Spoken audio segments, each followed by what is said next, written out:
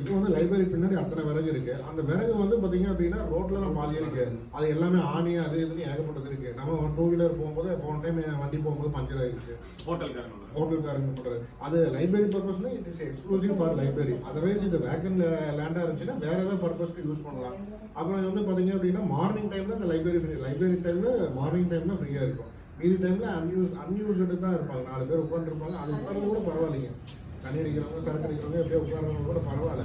ஆனால் இது வந்து லைப்ரரி பர்பஸ் யூஸ் பண்ணலாங்க. அது இடமே நமக்கு ஒரு கலையில தானே இருக்கும். நம்ம ட்ரெயின் பண்ணும்போது அது அது இந்த ஆட்ஸ் தான் முக்கியம். நான் கேட்கிறேன் அந்த ஆட்ஸ் இது எல்லாமே கொஞ்சம் ஆட்ஸ்லாம் நீங்கள் எப்போ வைக்கிறாங்கன்னு சொல்லுவாங்க.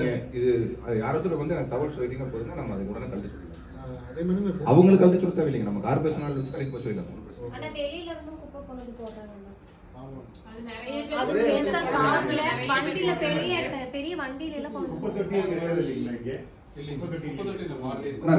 குப்பை தொட்டி வச்சுட்டோம் அப்படின்னா இன்னும் அதிகமா வரும்.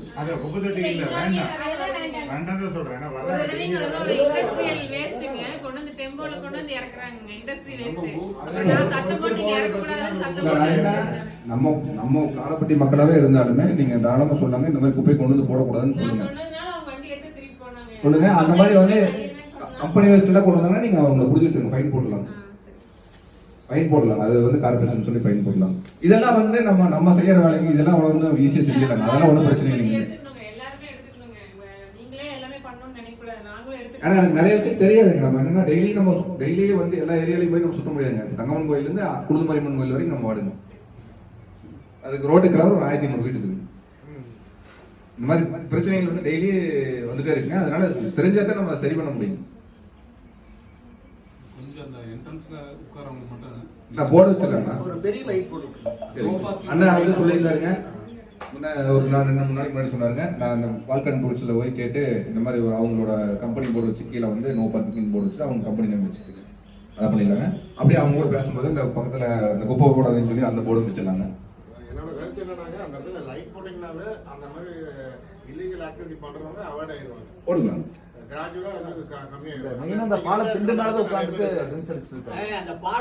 சிமெண்ட் ஒர்க் நடக்கும்போது அந்த கண்ணாடி சில்ப வச்சு விட்டுலாம். சிமெண்ட் ஒர்க் நடக்கும்போது பண்ணி விடலாம். வேற ஏதாவது பண்ணுவாங்க. சிமெண்ட் ஒர்க் பண்ணும்போது அது மேல கொத்தி விட்டுங்க. அந்த மாதிரி ஏதாவது பண்ணி விடலாம். உட்கார முடியாத மாதிரி பண்ணிடலாங்க. அப்ப அந்த பைக் நிறுத்தது வந்து நம்ம மார்ச்ல வந்து நம்மளுக்கு அந்த பால்வாடி ஸ்கூல் எப்படியோ ஒரு 3-4 மாசத்துக்குள்ள நம்ம சாங்ஷன் ஆயிருங்க. எம்பி ஃபண்ட்ல வந்து 25 லட்சம் ரூபா நம்ம கேட்டுருக்குங்க. அதுல 18 லட்சம் இருக்குன்னு சொல்லி 18 லட்சம் மட்டும் கொடுக்குறாரு. வேண்டாம்னு சொல்லிட்டுங்க. மார்ச்ல கொடுக்குறேன்னு சொல்லிக்கிறாரு. மார்ச்ல கொடுத்தாருன்னா அதுல இருந்து ஒரு 2 மாசம் நம்ம வேலையை ஆரம்பிச்சிருவோம். ஆமா. அதுக்கப்புறம் பாத்தீங்கன்னா இந்த சைடு ஒரு கேட் வரும். சின்ன கேட்னா இந்த சைடு உங்களுக்கு வண்டி நிறுத்துறத வந்து அவங்களே பாத்துக்குவாங்க. 2 பில்டிங் இடையில வந்து அந்த குழந்தைங்க நடந்து போவாங்க. ஏன்னா அந்த குழந்தைய வந்து டக்குன்னு அந்த மெயின் ரோடுக்கு போயிடறது சொல்லி என்ட்ரன்ஸ் இந்த ஒரு சின்ன ஒரு என்ட்ரன்ஸ் இந்த வச்சிடலான்ட்டு அதை வச்சுட்டாங்கனாலே நம்மளுக்கு அந்த பிரச்சனை இருக்காதுங்க. பேசிக் வேணா அந்த இந்தில் இருக்கிற ஃபென்சிங் நம்ம எடுத்து தள்ளி போறதுக்கான கேட்டு இந்த லைப்ரரியோட ஃபென்சிங் வந்து நம்ம அதை எடுத்துட்டு நம்ம போர்டு வச்சுக்கலாம். கம்பெனி கார்டு கூட பேசி நம்ம போர்டு வச்சுக்கலாம். பழைய பில்டிங் இடிச்சு கட்டுறாங்களா முன்னாடி கட்டுறாங்க? பழைய பில்டிங் வந்து ரெனோவேஷன் இருக்குன்னா புதுசா ஒரு பில்டிங் அந்த ஒர்க் பண்ணும்போது அந்த கல்வெட்டு இருக்கு இல்லைங்களா, அது ரொம்ப ஸ்டீப்பா அப்படியே இருக்கு.